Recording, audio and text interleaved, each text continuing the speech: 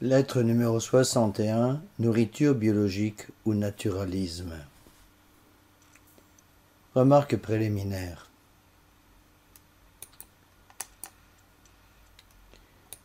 Certains d'entre vous pourraient être surpris avec raison par le sujet de cette lettre qui n'a apparemment rien à voir avec la doctrine de l'Église catholique.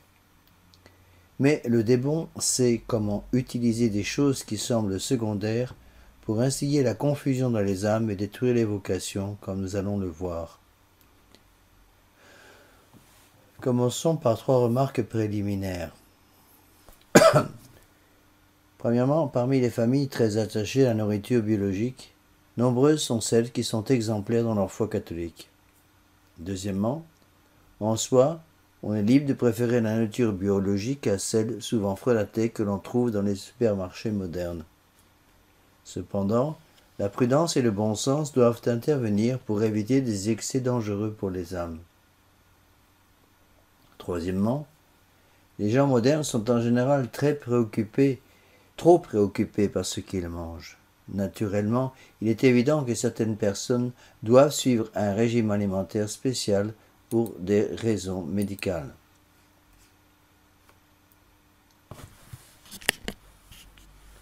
Tentation sous apparence de bien.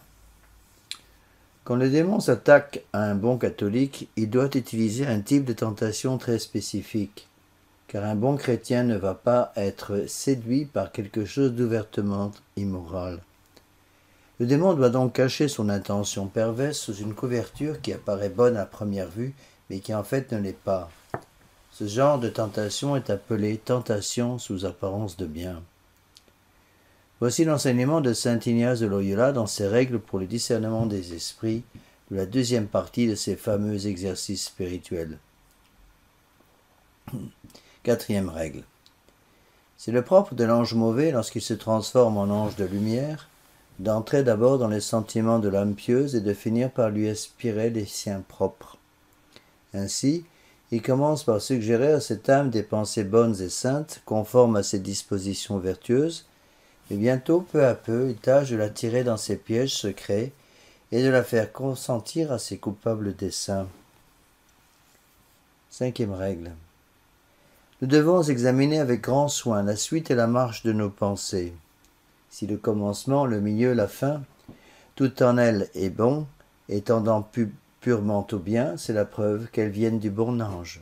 Mais, si dans la suite des pensées qui nous sont suggérées, il finit par s'y rencontrer quelque chose de mauvais, ou de dissipant, ou de moins bon que nous nous étions proposé de faire, ou si ces pensées affaiblissent notre âme, l'inquiètent, la troublent, en lui ôtant la paix, la tranquillité dont elle jouissait d'abord, c'est une marque évidente qu'elle procède du mauvais esprit, ennemi de notre avancement et de notre salut éternel. Les catholiques doivent prendre soin de leur santé et donc de la nourriture, mais sans exagération. Ils ont le droit d'avoir des goûts personnels, de préférer le pain complet au pain blanc ou le miel au sucre raffiné. Ce n'est pas toujours un péché d'éviter les médecins certaines vaccinations, mais par exemple, ce serait certainement un péché grave de présomption que de refuser de se faire vacciner dans le cas d'une épidémie grave ou de refuser tout traitement médical qui pourrait soigner une maladie mortelle. Quoi qu'il en soit, ce serait un péché contre la charité que de condamner avec véhémence tous ceux qui ne penseraient pas comme vous dans ce domaine, ou de prétendre qu'on ne peut être vraiment catholique sans refuser le pain blanc et le sucre raffiné. De même, il ne serait pas normal de trop se préoccuper de santé et de sa nourriture. Cela traduirait un manque de confiance dans la divine providence. Quelques exemples vécus. Premier exemple. Ayant achevé ma dernière messe du dimanche, une bonne famille catholique me reconduit à l'aéroport pour y attraper l'avion qui doit me ramener au prieuré. N'ayant rien mangé depuis 24 heures, je leur demande de s'arrêter 2 minutes à un McDonald's pour que je puisse au moins avaler un hamburger. La famille en fut toute scandalisée, et j'ai entendu pendant des semaines des commentaires désobligeants sur ce péché, sans nom, par lequel j'avais osé manger une telle nourriture. D'après cette famille, j'étais en grand besoin de conversion profonde. Deuxième exemple. Une nouvelle famille arrive pour la première fois à la chapelle. Immédiatement, cette famille est harponnée par une paroissienne. Si vous venez à la messe ici, vous devez impérativement vous mettre à la nourriture biologique et ne plus manger de pain blanc. Inutile de vous dire que cette nouvelle famille ne revint jamais. Un accueil pareil fut pour elle comme une pénible douche froide. Troisième exemple. Une voiture pleine de retraitants arrive à la maison de retraite pour suivre les exercices de Saint-Ignace. Ils arrivent avec leur lait, parce que le nôtre étant pasteurisé est évidemment imbuvable. Leur pain complet, le pain blanc tout frais sorti du four de notre cuisinier, est certainement dangereux pour leur petite santé. Leurs biscuits, car les nôtres contiennent du sucre raffiné, lequel, comme chacun sait, provoque le cancer. Leurs propres fruits, car les traces de pesticides ont souillé ceux et que nous leur présentons pour le dessert. Ces retraitants vont envahir la chambre froide de notre cuisine avec toutes ces victuailles, rendant notre pauvre cuisinier à moitié fou. J'ai dû leur conseiller d'apporter également avec eux leur eau pour se laver, car l'eau de nos salles de bain arrive aux douches par des canalisations faites en cuivre, métal fortement cancérigène.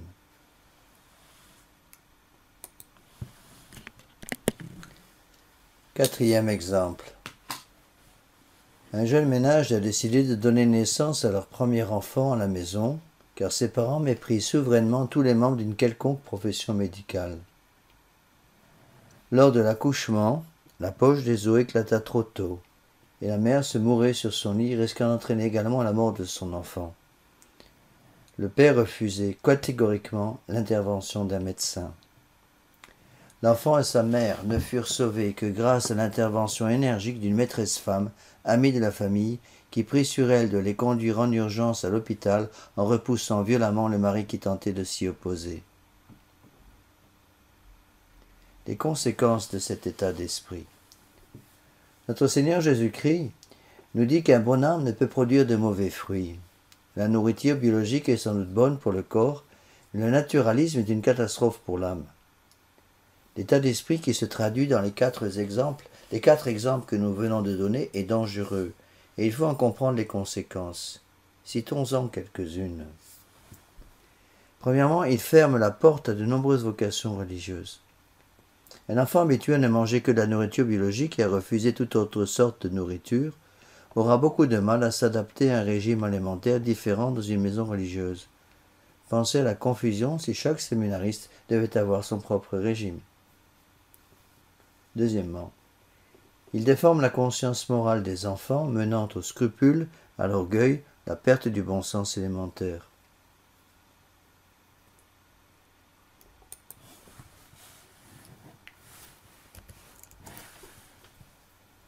Un enfant éduqué de cette façon risque de voir des péchés partout et de se considérer comme supérieur aux autres.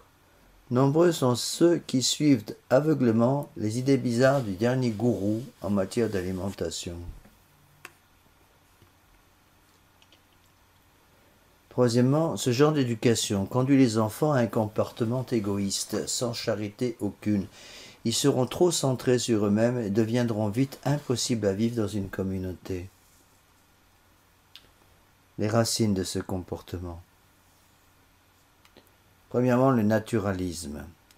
Beaucoup trop d'importance est accordée au corps, à la nourriture, à la santé.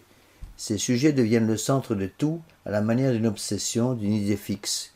On en arrive à un véritable culte d'adoration idolâtrique du corps, à la limite du panthéisme. Deuxièmement, un manque de prudence et de sagesse. C'est une tentation sous apparence de bien. La nature ayant horreur du vide, le démon pousse les catholiques à utiliser leur énergie pour des choses d'importance secondaire pour qu'ils n'aient plus le temps de se préoccuper des choses vraiment importantes. Sauver les bébés phoques devient plus impératif que de sauver son âme. Troisièmement, le nouvel âge. La connexion existant entre le mouvement maçonnique Nouvel Âge et le commerce de la nourriture biologique est évident. On trouve souvent les livres du Nouvel Âge dans les magasins vendant des produits biologiques. Il est fortement à craindre que le petit doigt du démon soit quelque part derrière cette connexion. Il est important que les catholiques de la tradition soient aussi vus comme étant des gens équilibrés, prenant le temps de prier, de travailler, de manger, de se détendre sainement. Ne donnons pas l'impression que nous sommes une sorte de secte, pratiquant un culte étrange et bizarre. Que faire pour se protéger? D'abord et avant tout, ayons du bon sens, beaucoup de bon sens. Monseigneur Lefebvre nous disait au séminaire: mangez ce qui vous est donné avec un grand sourire, ne vous plaignez jamais de la nourriture. Mangez de telle façon que personne ne soit capable de savoir ce que vous aimez, ce que vous n'aimez pas. Suivez cette même règle dans la maison pour donner à vos enfants l'esprit de pauvreté, de simplicité et d'humilité.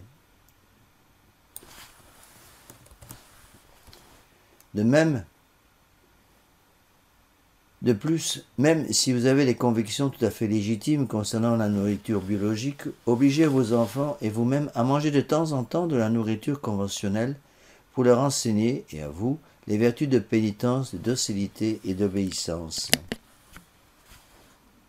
Ne parlez pas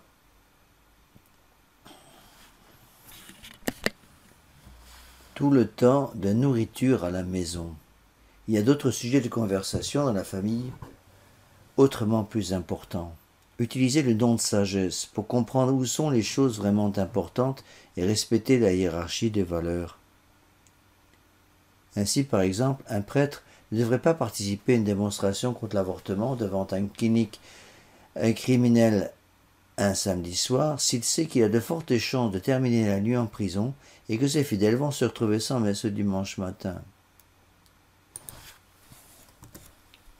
C'est la même chose pour une mère de famille qui ne peut prendre le risque de se retrouver en prison si elle sait qu'elle laisse derrière elle à la maison ses enfants qui ne peuvent survivre sans elle.